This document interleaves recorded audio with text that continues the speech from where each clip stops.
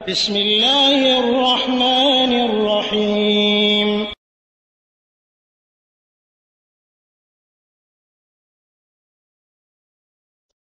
আসসালামু আলাইকুম রহমতুল্লাহ বরকাত। আমাদের এক ভাই বলেছেন যে দিনই ইলম থেকে বিরাগ ভাজন হয়ে যাওয়া, দূরে সরে যাওয়া, তার দিকে কোনো খেয়াল আপনার ধ্যান না দেওয়া, শিখতে চেষ্টা না করা, আমল করতে চেষ্টা না করা, এটা আসলে ইমান বিধ্বংসী একটা ব্যাপার, যেটা কোরআন মাজিদের মধ্যে আল্লাহ বলেছেন, ওমান আযলামু মিম্মান যুক্কিরা বিআয়াতি রাব্বিহি সুম্মা আ'রাদা আনহা ইন্না মিনাল মুজরিমিনা মুনতাকিমুন। যে সেই ব্যক্তির চাইতে বড় জালেম আর কে হতে পারে, যাকে যখন আল্লাহর আয়াতের কথা স্মরণ করিয়ে দেওয়া হয়, হ্যাঁ, এবং সে তারপরও মুখ ফিরিয়ে নেয়, আল্লাহ জিশান বলেন আমি তার থেকে প্রতিশোধ নেব। সুতরাং এই ব্যাপারটা অবশ্যই ইমান ভঙ্গের কারণ। তবে আপনার যতটুক আমলের জন্য জ্ঞান দরকার সেটা শিখতে হবে।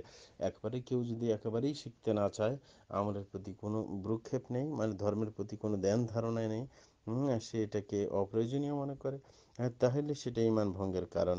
কিন্তু বড় আলেম হওয়া সবার জন্য শর্ত নয়। আর যৎ কিঞ্চিৎ যে ইমানই এলেম, সেটা এত এইভাবে বলা ঠিক না। হ্যাঁ, এলেম, কিন্তু ইমানের জন্য যতটুকু এলেম দরকার, যেমন আল্লাহর উপর বিশ্বাস স্থাপন করা, রসুলের উপর বিশ্বাস স্থাপন করা, এরকম পরকালের উপর, হ্যাঁ, কিতাবের উপর, ফেরেশতাদের উপর, এগুলোর সাথে যৎ কিঞ্চিৎ এলেমের সম্পর্ক অবশ্যই রয়েছে। কোনো জিনিস আপনি যদি না জানেন, তাহলে সেটাকে বিশ্বাস কিভাবে করবেন? হ্যাঁ, এবং কোনো জিনিস যদি না জানেন, আমল কিভাবে করবেন?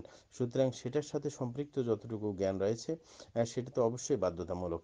ইমানের জন্য জ্ঞান লাগবে, এই কারণে সেটা তো অবশ্যম্ভাবী। কিন্তু ইমান বিধ্বংসী হওয়ার জন্য, হ্যাঁ, ও কথা মনে রাখতে হবে যে ইমান বিধ্বংসী হওয়ার জন্য যে এই ধর্মের প্রতি কোনো ভ্রুক্ষেপই করে না, এমন পর্যায়ে হতে হবে।